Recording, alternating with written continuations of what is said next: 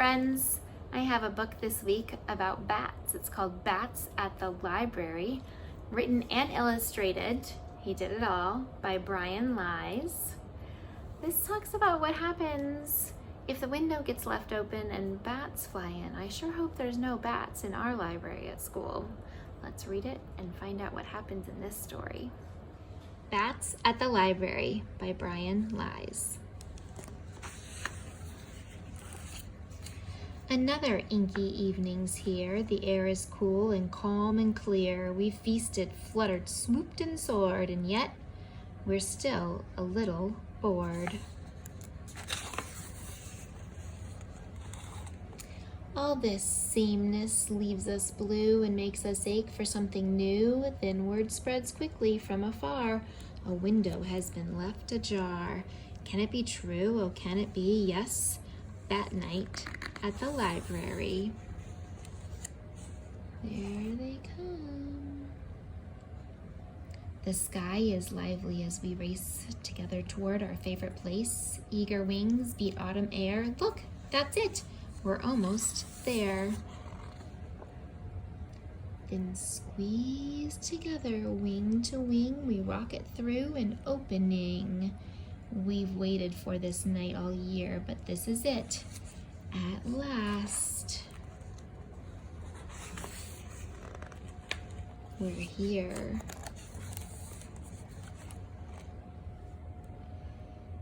For most old bats, this isn't new. They've got lots of things to do. They'll flutter off and lose themselves among the books lined up on shelves.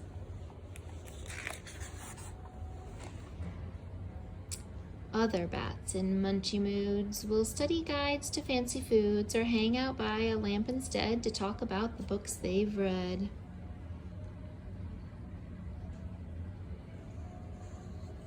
But little bats will have to learn the reason that we must return. The ones who haven't come before have no idea what's in store. That's pretty cool how they're hanging upside down in the lamp.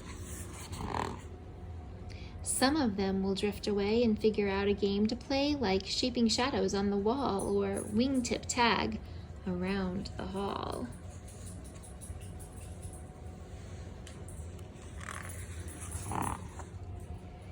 This big box is loads of fun, blasting brighter than the sun. Instead of copying books from shelves, we can duplicate ourselves. Doesn't matter where you look, there's nothing like a pop-up book. The fountain water's nice and cool and makes a splendid swimming pool. Please keep it down, you must behave. This library is not your cave.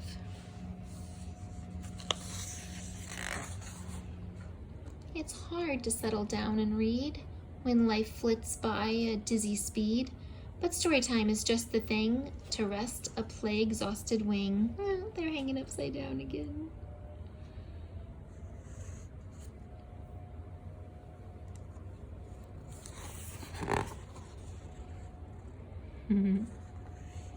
Ready for story time.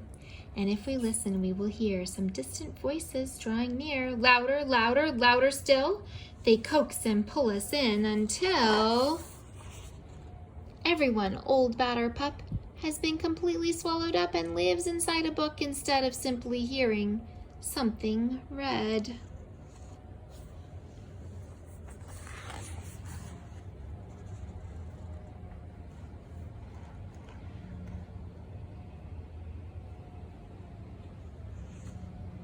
All the stories that they hear, they pretend that they are in them. Do you ever do that? You get inside the story yourself?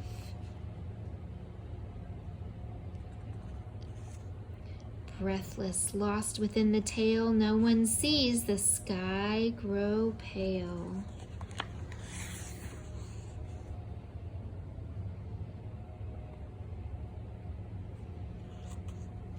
What is that light? A lamp? The moon? Our bookish feast can't end so soon. It feels as though we've just begun, but now we leave our books half done. Though go through the window into sky. It's much too late, we've got to fly, but maybe a librarian will give us bats this chance again and leave a window open wide to let us share the world inside. They had a fun time at the library too. For now, we'll dream of things we've read, a universe inside each head. Every evening, one and all will listen for that late night call. Can it be true? Oh, can it be? Yes, Bat Night at the library.